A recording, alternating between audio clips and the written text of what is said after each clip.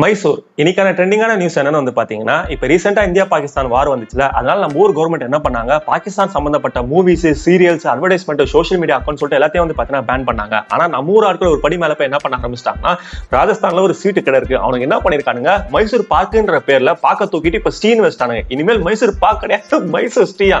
இந்த ஐடியா கண்டுபிடிச்ச மட்டும் என்கிட்ட கிடைச்சானா அப்படியே அவன் தலையை ஓபன் பண்ணி மூலையில முத்தம் குத்துட்டு வந்துருவேன். இவனுக்கு தேசபக்திக்கு ஒரு அளவே இல்லாம போச்சு. இந்த மாதிரி பாக்குன்ற பேர்லாம் தூக்கி ஸ்டீன் மாத்திட்டானுங்கன்னா இந்த தீபக்ன்ற பேரு இனிமேல் திஷ்டி தான் போல.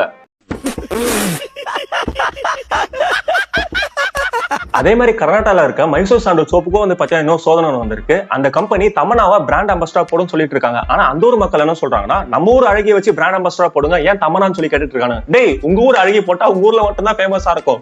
அதே நீங்க தமன்னாவை போட்டா இந்தியா ஃபுல்லா ஃபேமஸ் ஆகும். உங்க சேல்ஸ் வந்து பாத்தீங்கன்னா கொட்டும். ஆனா நீங்களா நினைப்பீங்க அழுக்கு நல்லா போகுது போல, அதனாலதான் நம்ம சோப் எல்லாரும் வாங்குறானுங்கன்னு. ஆனா அதுதான் இல்ல. கன்னடத்து பைங்கிலி நம்ம சரோஜா தேவி பயன்படுத்திய சோப்பு டப்பா வந்து பாருங்க, சரோஜா தேவி வாட வரும்.